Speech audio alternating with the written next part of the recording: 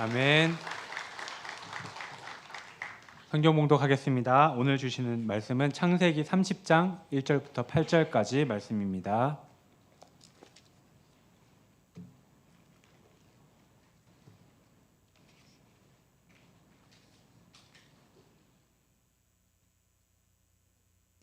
제가 먼저 한 절을 읽고 교독하시겠습니다.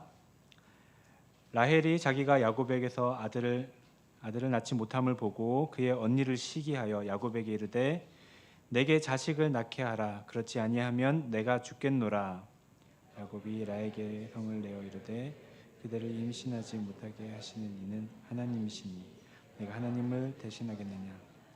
라헬이 이르되 내 여종 빌하에게로 들어가라. 그가 아들을 낳아 내 무릎에 두리니 그러면 나도 그로 말미암아 자식을 얻겠노라 하고 그의 시녀 빌하를 남편에게 아내를 주매 야곱이 그에게로 들어갔더니 빌하가 임신하여 야곱에게 아들을 낳은지라.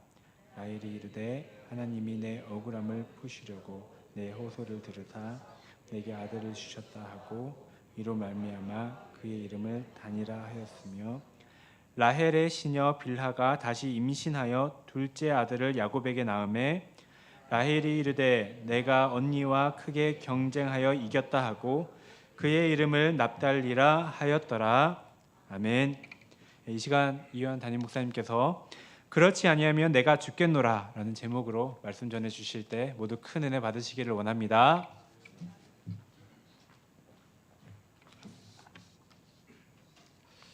할렐루야.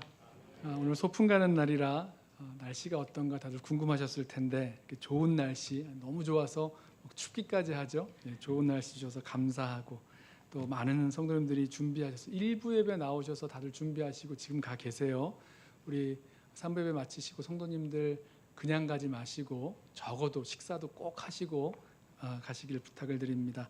아침부터 많이 준비해 주셨는데 기쁘게 교제하는 시간 되기를 바랍니다. 소풍 가는 날이라 마음이 좀 들뜨실 수 있는데요. 우리 마음을 좀 활짝 열고 그러나 가라앉히고 우리 말씀 속으로 함께 들어가 보겠습니다. 우리 열왕기하 말씀을 묵상하고 있죠. 여기 말씀을 보면 하나님께서 이스라엘을 다스린 왕들을 평가하는 그런 기준들이 나오는데요. 다윗의 길을 걸었느냐 아니면 여로보암의 길을 걸었느냐 이런 말이 반복이 됩니다.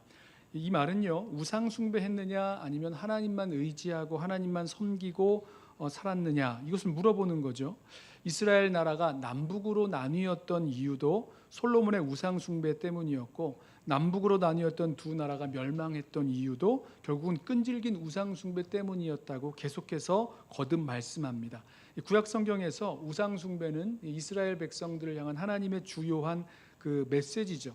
하나님께서 이스라엘 백성을 애굽에서 불러내어 제사장 나라 거룩한 백성으로 삼으실 때에 분명하게 다른 신을 따르는 우상 숭배를 경계하셨습니다. 금지하셨어요. 시내산에서 이스라엘 백성과 언약을 맺으신 그 10계명을 생각해 보시죠.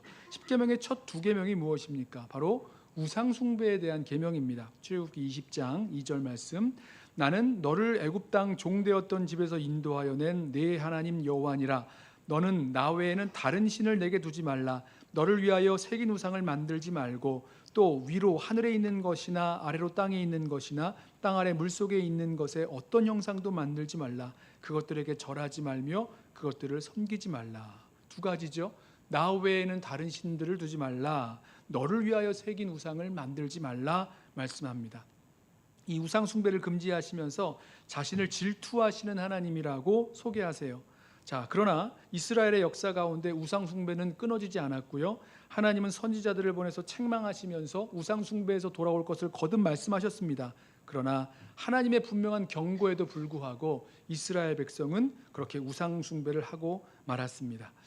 이 성경을 보면 우상 숭배에 대한 직접적인 이야기가 처음으로 나오는 그 이야기가 있는데요. 오늘 주인공, 오늘 본문에서 읽은 주인공 라헬이 바로 그 이야기의 주인공입니다. 라헬이요, 이 남편 야곱을 따라서 아버지 라반의 집을 떠나기로 했는데 아버지 라반이 양털을 깎으려고 집을 떠나가 있는, 집을 비워놓은 시간을 노려서 라헬은 이 라반의 드라빔, 이 가족 수호신이죠, 이것을 훔칩니다. 창세기 31장 19절 말씀이에요. 그때에 라반이 양털을 깎으러 갔으므로 라헬은 그의 아버지의 드라빔을 도둑질하고 야곱은 그 거취를 아람 사람 라반에게 말하지 아니하고 가만히 떠났더라. 여러분, 라헬이 드라빔 우상을 훔친 이유가 어디에 있었을까요? 평생 같이 살았던 아버지의 집을 떠나는 마당에 뭐하러 이 드라빔 우상까지 훔쳐갔을까? 자, 드라빔은요, 가족의 행복과 번영을 지켜주는 그런 수호신 역할을 했습니다. 라헬이 아버지 몰래 낯선 땅으로 떠나가면서 그 마음 가운데 두려움과 불안이 있었겠지요. 자, 이 길을 떠나면 더 이상 아버지의 보호를 받을 수가 없습니다. 가족이 섬기는 신 그 드라빔의 보호를 받지도 못하게 될 것입니다. 그러니 불안한 거죠. 드라빔이 나의 행복을 지켜주고 나의 번영을 지켜줄 것을 생각하니까 아버지 몰래 훔쳐서라도 그 드라빔을 가지고 가고 싶었던 겁니다.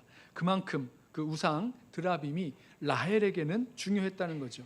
라헬뿐만 아니라 라반도 마찬가지였어요. 나중에 라반이 야곱이 도망친 것을 알고는 잡으러 옵니다. 그리고 나서는 그 없어진 드라빔을 찾으려고 야곱의 모든 장막을 뒤집니다. 그걸 보면 이 드라빔 우상을 라반도 얼마나 중요하게 여겼는지를 알 수 있죠. 라반은 야곱의 모든 소유를 샅샅이 뒤졌지만 드라빔을 찾아내지 못했습니다. 라헬이 드라빔을 그 낙타 안장 밑에 숨기고는 그 위에 올라 앉아요. 그리고 나서 하는 이야기가 지금 생리가 있어서 움직일 수 없으니 돌아가라고 거짓말을 합니다. 야곱은 드라빔을 찾아내지 못한 라반에게 따지죠. 자, 야곱도 몰랐고요. 가족 누구도 몰랐어요. 라헬이 드라빔을 훔쳐온 것을 몰랐습니다. 그렇게 라헬은 드라빔 우상을 훔쳤고 또 아무도 모르게 드라빔을 숨겨놓고 의지하고 있었다는 겁니다.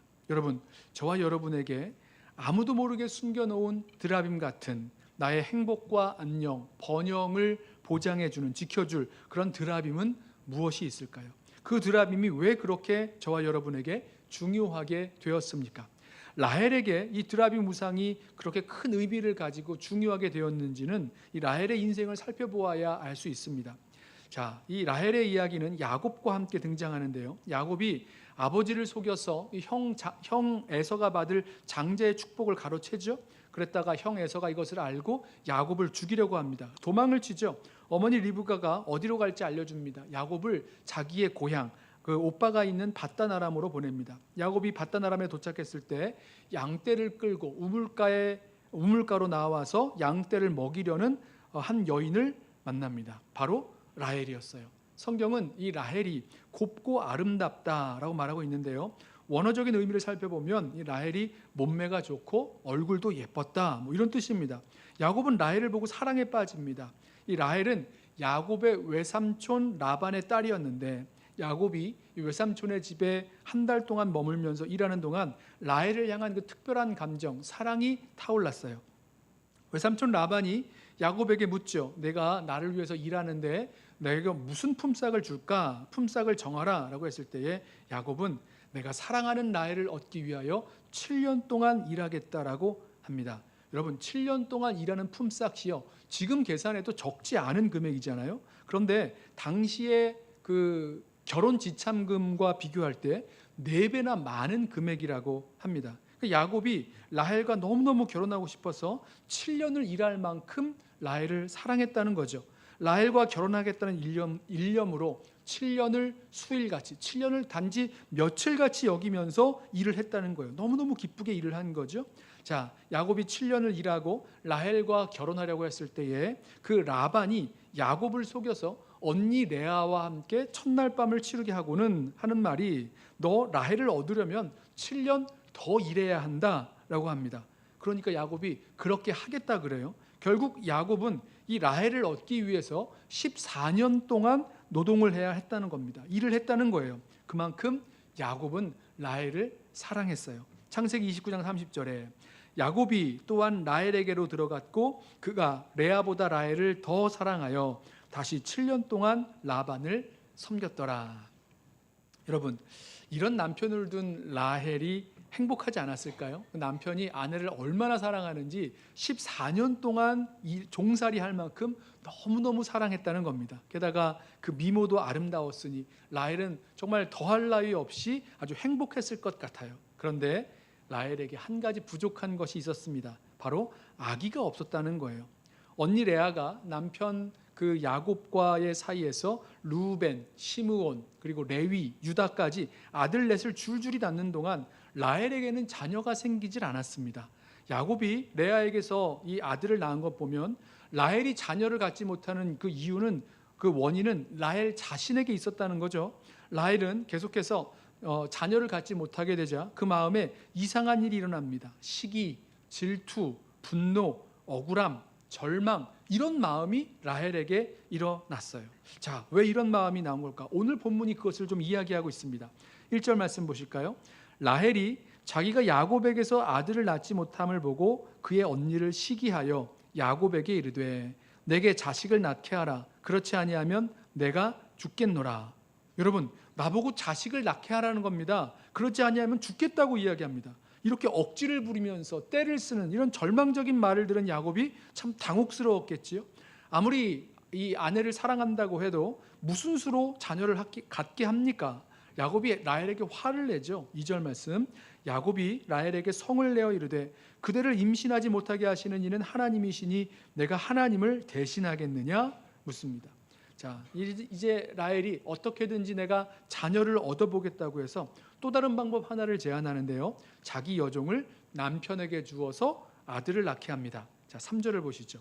라헬이 이르되 내 여종 비라에게로 들어가라. 그가 아들을 낳아 내 무릎에 두리니 그러면 나도 그로 말미암아 자식을 얻겠노라 하고 그의 시녀 비라를 남편에게 아내로 주매 야곱이 그에게로 들어갔더니 비라가 임신하여 야곱에게 아들을 낳은지라.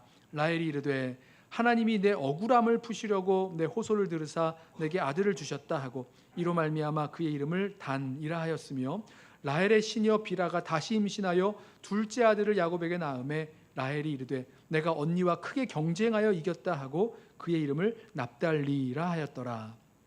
자, 이 여종 비라를 통해서 낳은 그 두 아들의 이름을 뭐라고 짓는지를 좀 들어보십시오. 하나님이 내 억울함을 푸시려고 내 호소를 들으셨다. 아들을 낳게 해주셨다. 지금 라헬은요, 자신이 아이를 갖지 못하는 것이 너무너무 억울했다는 겁니다.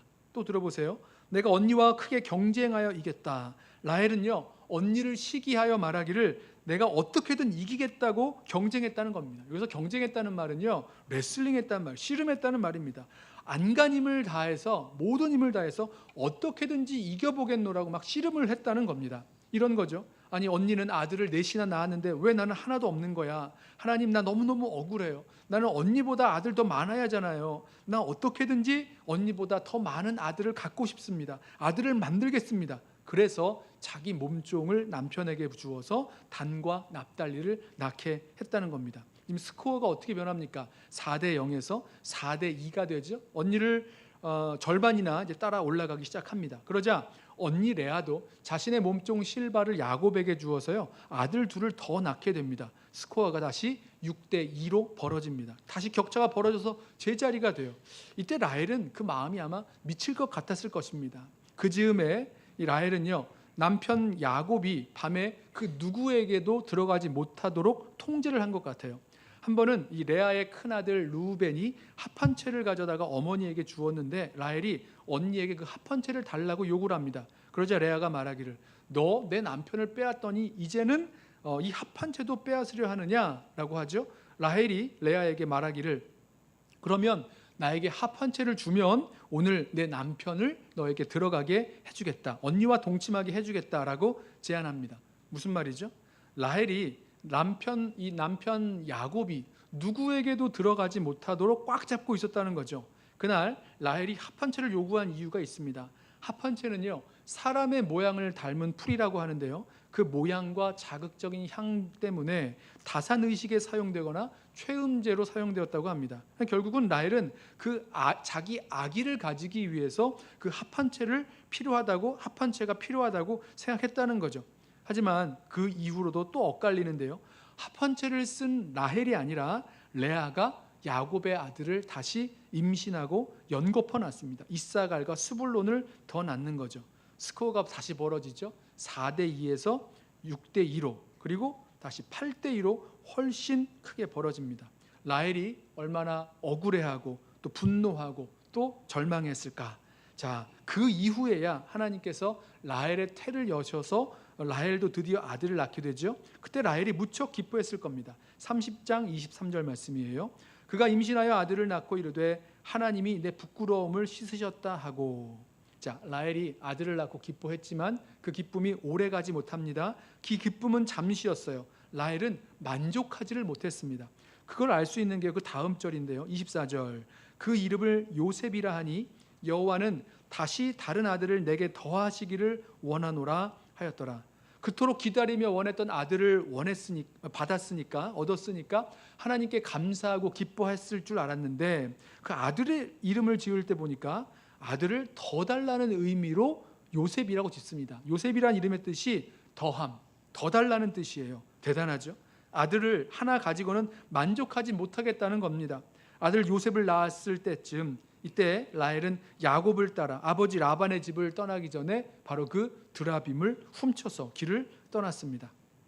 자, 그 이후에 야곱을 따라 가는 그 길들에 여러 일들이 있죠. 아버지 라반에게 붙잡히기도 하고 형 에서를 만났어야 되기도 했고요. 또 세겜에서 무서운 그런 서로 죽고 싸우는 그런 일들을 만나죠. 그러는 중에 라헬이 다시 두 번째 임신을 하게 됩니다. 그리고 둘째를 낳는데요. 둘째를 낳을 때 난산을 경험해요. 그리고 그 난산 중에 라헬은 죽고 맙니다. 35장 17절 말씀. 그가 난산할 즈음에 산파가 그에게 이르되 두려워하지 말라. 지금 내가 또 등남하느니라 하매 그가 죽게 되어 그의 혼이 떠나려 할 때에 아들의 이름을 베논이라 불렀으나 그의 아버지는 그를 베냐민이라 불렀더라. 여러분, 라헬이 둘째 아들을 낳다가 죽어가면서 그 아들의 이름을 베논이라고 불렀습니다. 무슨 뜻입니까? 그 이름의 뜻이 슬픔의 아들이란 뜻이에요. 아들은 아들인데 슬프다, 고통스럽다는 거죠. 라헬이 아기가 없어서 남편을 불러다가 나에게 자식을 낳게 하라, 그렇지 아니하면 내가 죽겠노라 울부짖었던 말 그대로 라헬은 아이를 낳다가 그만 죽고 말았습니다. 라헬이 자신에게 복이 되리라고 생각했던 것, 또 어떻게든 애쓰려고 애썼던 것, 그리고 결국에는 얻었던 것 무엇입니까? 바로 그 자녀가 자기 인생의 슬픔의 이유가 되고 죽음의 이유가 되어버렸다는 겁니다. 라헬은요, 아버지의 우상 그 드라빔을 훔치기 이전부터 이미 그 마음에 우상을 갖고 있었어요. 그래서 훔쳤다는 겁니다. 나도 언니처럼 많은 자녀를 갖는 것, 이것이 라헬의 마음에 우상이 되어서 야곱과 결혼한 이후부터 죽기까지 평생을 시기하며 억울해하며 또 경쟁하느라 괴로워하며 그렇게 절망하며 고통 가운데 살았다는 거죠. 라헬의 마음에 있었던 그 우상 때문이라는 것입니다. 하나님은요, 우리의 그 우상이 겉으로 보이는 것뿐만 아니라 우리 마음에 들어온 우상이 있다라고 말씀하세요. 에스겔서 14장 3절 말씀을 보시면 이렇게 말씀하십니다. 인자야, 이 사람들이 자기 우상을 마음에 들이며 죄악의 걸림돌을 자기 앞에 두었으니. 자, 마음에 그 우상을 어디에 두었다고요? 자기 우상을 마음에 두었다, 마음에 들였다 말씀합니다. 눈에 보이는 드라빔 같은 우상만이 아니라 보이지 않는 우상을 자기 마음에 들여놓습니다. 자기에게 좋은 것, 나에게 필요한 것, 복된 것, 그것을 우리 마음 안에 최고의 것으로 둔갑시켜서 내가 반드시 소유하고 추구해야 될 것으로 여기다가 내 마음의 우상으로 만들어버리는 거죠. 그것을 얻으면 나의 어떤 존재감이라던가 나의 어떤 안전감이라던가 기쁨과 즐거움, 충족감, 그런 것들을 얻을 수 있다고 생각하고 있는 것입니다. 팀 켈러는요, 내가 만든 신이라는 책에서요, 성경이 우리 마음속 우상을 세 가지로 은유한다라고 설명합니다. 그러니까 성경은 말하기를 우리가 우상을 사랑한다고 말하고, 우상을 믿는다, 의지한다라고 말하고, 또 우상에 순종한다라고 말합니다. 우상을 사랑한다는 것은요, 하나님보다 더 갈망하고 즐거워하는 것 말하는 것이고요, 우상을 믿는다는 것은 하나님 대신에 눈에 보이는 그런 우상을 통해서 어떤 평화나 안전을 얻을 줄로 믿고 의지한다는 거고요, 우상을 순종한다는 것은 우상이 우리를 속박하고 다스린다는 건데, 이 우상 없이는 삶이 무의미하게 느껴지고 정말로 두렵고 절망스럽게 느껴진다는 겁니다. 주체할 수 없는 불안이나 분노나 낙심에 빠지거나 떨칠 수 없는 죄책감으로 괴로워하게 되는 그 이유가 바로 이 우상 숭배에 있다라고 설명을 합니다. 라헬이 뭐라고 했습니까? 내게 자식을 낳게 하라. 그렇지 아니하면 내가 죽겠노라라고 울부짖을 만큼, 절망하며 울부짖을 만큼 무엇인가가 그 라헬을 죽고 싶게 만들었다는 거죠. 무엇입니까? 그 마음에 담겨 있었던 우상 때문이었어요. 라헬의 마음에 담겨 있는 그 갈망 때문이었습니다. 이 절대적인 갈망이 이 라헬의 마음에 우상이 되어 있었다는 거죠. 아버지의 드라빔을 훔쳤던 이유도 자신의 마음속에 있었던 그 우상 때문이었다고 말씀드렸죠. 자신의 마음의 갈망을 이루어주고 지켜주고 인도해줄 신이 필요했기에 드라빔을 훔쳤고, 아무도 모르게 자기 혼자만 숨겨놓고 의지하면서 그 길을 떠났던 것처럼 말입니다. 칼빈은요, 여기에 대해서 주석을 쓰기를 이렇게 썼어요. 모세는 라헬이 아버지의 신상을 도둑질한 것은 흔하게 일어날 수 있는 죄라고 말한다. 이를 통해 모세는 인간의 본성이란 우상을 끊임없이 만들어내는 공장이라고 기록했다. 여러분, 우상을 끊임없이 만들어내는 공장, 그게 우리의 본성, 우리의 마음이라는 것입니다. 여러분, 우리 마음도 우리 마음 속에서 이런 수많은 우상을 만들어내고 있는 것 아닙니까? 저와 여러분이 드라빔 같은 우상 앞에 절하거나 그것을 숨겨놓고 섬긴다거나 이러지는 않지만, 우리 마음이 좋아하는 것들을, 우리 마음이 절대로 갈망하는 것들을 만들어서 우상으로 삼을 수 있다는 거죠. 아무도 모르게 숨겨놓은 우상을 바라보면서, 그래, 이것만 있으면 내가 행복해질 텐데 라고 확실하게 믿고 의지하는 것, 그래, 이게 없으면 정말 죽을 것 같이 느껴져서 내가 정말 이게 있어야 되는데 하고 끊임없이 추구하고 만들려고 하는 것, 이런 것들 말입니다. 그러다가 그 일들이 잘 안 돼서 얻을 수가 없고 일들이 잘 안 되면, 그렇지 아니하면 내가 죽겠노라 절규하며 절망하게 만드는 그런 것들 말입니다. 바로 우리의 깊은 절망 속에서 우리 가운데 숨겨져 있는 마음의 우상이 드러나게 되는 거죠. 내 자신의 존재와 또 의미와 행복을 위해서 반드시 있어야 된다고 생각하는 그것이 없으면 우울해지고 또 절망하게 만들어지는 그 무엇, 그것이 바로 우리 마음에 숨겨져 있는 마음의 우상일 것입니다. 마음의 우상은요, 사실은 좋은 것들이었어요. 나쁜 것이 아닙니다. 근데 그것이 우리 마음 가운데 최고의 것으로, 최고의 우선순위를 가진 절대적인 존재로 이렇게 변형되어서 둔갑하여서 마음의 우상이 되어버렸다는 건데요. 그러면 어떻게 우리의 마음에 있는 이 우상을 분별할 수 있을까? 그것은요, 우리 마음의 그 갈망, 우리 마음의 그 소원을 이루려고 할 때에, 아니면 그 소원을 이루지 못했을 때에 죄로 빠지게 만들게 되는 것, 이것이 바로 우리 마음의 우상임을 나타냅니다. 보세요, 라헬이 아이를 갖지 못하는 그 일을 앞에 두고, 현실을 두고 남편에게 막 분노하잖아요. 아버지의 드라빔을 막 훔치잖아요. 경수가 난다고 거짓말까지 했죠. 또 하나님께서 태를 열어서 요셉이라는 아들을 주셨을 때에 감사하고 만족하지 못하고 더 달라고만 했다는 겁니다. 마음의 우상이 라헬을 죄짓게 만들고 있었다는 거죠. 자녀를 바라는 것 자체는 우상 숭배가 될 수 없어요. 그러나 그것이 우리 마음의 소원이, 그 최고의 갈망이 되고 최고의 우선순위, 절대적인 우선순위가 되어서 나에게 자식을 낳게 하라, 그렇지 아니하면 내가 죽겠노라 라고까지 절규하고 절망하게 된다면, 그것은요, 우리 마음 가운데 그 좋은 것이 변하여 내 마음의 우상으로 자리 잡았음을 나타내고 있는 것입니다. 그 우상을 숭배하면 그 마음의 우상이 우리를 속박해서 다스린다고 말씀을 드렸죠. 그랬을 때에 하나님의 그 거룩하심을 잃어버리고 살게 만듭니다. 쉽게 말씀드리면 죄를 짓고도, 또 죄를 짓고 더러워지는에도 불구하고 그 일들을 감당하게 한다는 거죠. 왜 그렇습니까? 마음속에 있는 그 우상 때문입니다. 우상 숭배에는요, 하나님의 진노와 저주가 따라오는데요. 예레미야 선지자가 이렇게 말했죠. 예레미야 17장 5절입니다. 여호와께서 이와 같이 말씀하시니라. 무릇 사람을 믿으며 육신으로 그의 힘을 삼고 마음이 여호와에게서 떠난 그 사람은 저주를 받을 것이라. 그는 사막의 떨기나무 같아서 좋은 일이 오는 것을 보지 못하고 광야 간조한 곳 건건한 땅 사람이 살지 않는 땅에 살리라. 보세요, 사람을 믿으며 육신으로 자기 힘을 삼고 마음이 여호와에게서 떠난 사람, 하나님으로부터 마음이 떠나면 우리의 마음은 빈 공간이 되는 것이 아니라 그 마음에 하나님을 대신하여 다른 우상을 사랑하고 따르고 섬기게 되어 있습니다.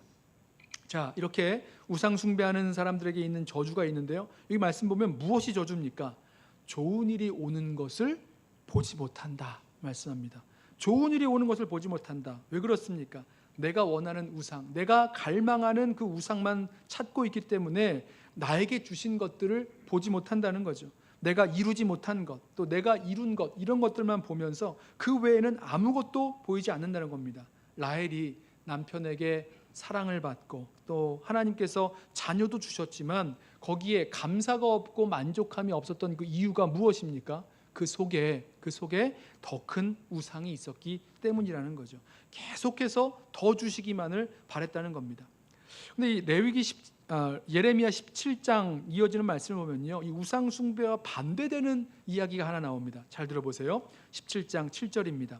그러나 무릇 여호와를 의지하며 여호와를 의뢰하는 그 사람은 복을 받을 것이라. 그는 물가에 심어진 나무가 그 뿌리를 강변에 뻗치고 더위가 올지라도 두려워하지 아니하며 그 입이 청청하며 가무는 해에도 걱정이 없고 결실이 그치지 아니함 같으리라. 여러분, 우상을 의지하고 우상을 사랑하고 의지하는 것이 아니라 하나님을 의지하고 의뢰하는 자에게는요, 물가에 심긴 나무처럼 된다고 말씀하세요. 어떤 어려움이 와도, 더위가 오고 가뭄이 와도 걱정이 없습니다. 왜죠? 하나님으로부터 공급받고 위로받고 충만케 해주시는 그 은혜의 역사가 공급되어지기 때문입니다. 그러므로 우리는요, 우리를 결국은 파괴하고 결국은 절망하게 만드는 우리 마음의 우상을 내어버리고 살아계신 참 하나님께로 돌아가서 그 주님을 따라 살아야 될 것입니다.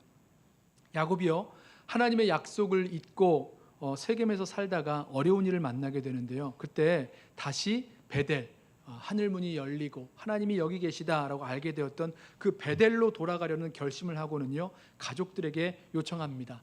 너희 중에 있는 이방 신상들을 버리라고 말했어요. 그때 라헬이 숨겨놨던 드라빔, 그 가족 수호신 말입니다. 이거 어떻게 했을까요? 버렸을까요? 말았을까요?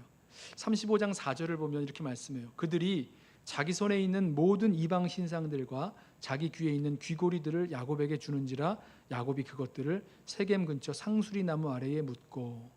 자, 저는 이때 라헬이 자기가 가지고 있었던 그 숨겨놓았던 드라빔, 아무도 모르게 여기 지금까지 가지고 있었던 그 드라빔을 꺼내서 야곱에게 주고 상수리 나무 아래에 묻었으리라고 생각합니다. 그렇게 말씀하잖아요. 모든 이방 신상과 자기의 귀고리를 내어주었다. 그런데 라헬의 마음에 있었던 그 우상, 그건 역시 버렸을 수 있었는지는 모르겠어요. 여러분 생각해 보시죠. 무엇이 라헬을 그렇게 죽고 싶게 만들었습니까? 또 슬픔 가운데 죽게 만들었습니까? 무엇이었죠?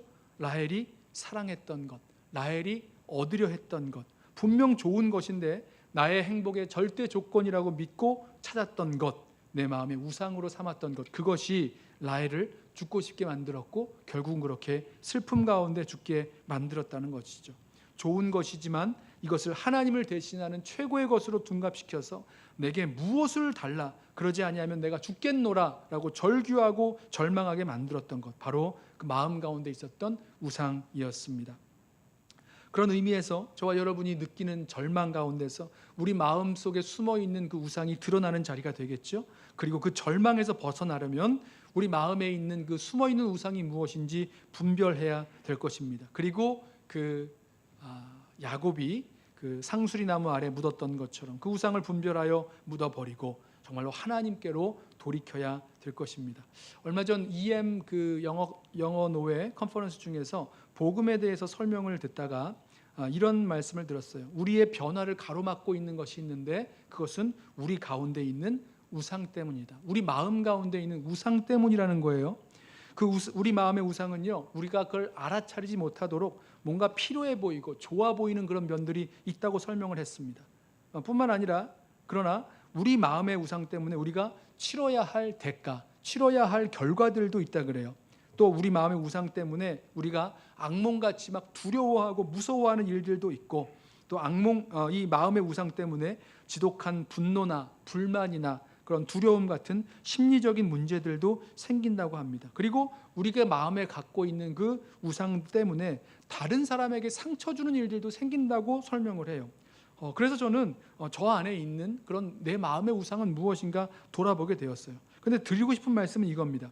이 우상 때문에 일어나는 여러 현상들이 있는데 그 모든 현상들의 그 근거에는 우상 숭배라는 게 있다는 거잖아요. 그런데 어떻게 이 문제를 해결할 수 있느냐라고 했을 때 그것은 복음 안에서 얻는 참된 평안, 참된 사랑, 참된 복, 또 참된 의, righteousness, 그것을 얻음으로 해결된다는 것입니다. 내 마음에 갖고 있는 우상들은 우리에게 어떤 의미에서 참된 평안이 아니라 가짜 평안, 가짜 복, 또 가짜 이 사랑, 뭐 이런 것들을 약속하고 있는 건데 거기에 속아서 우리가 그 우상들을 따라간다는 거죠.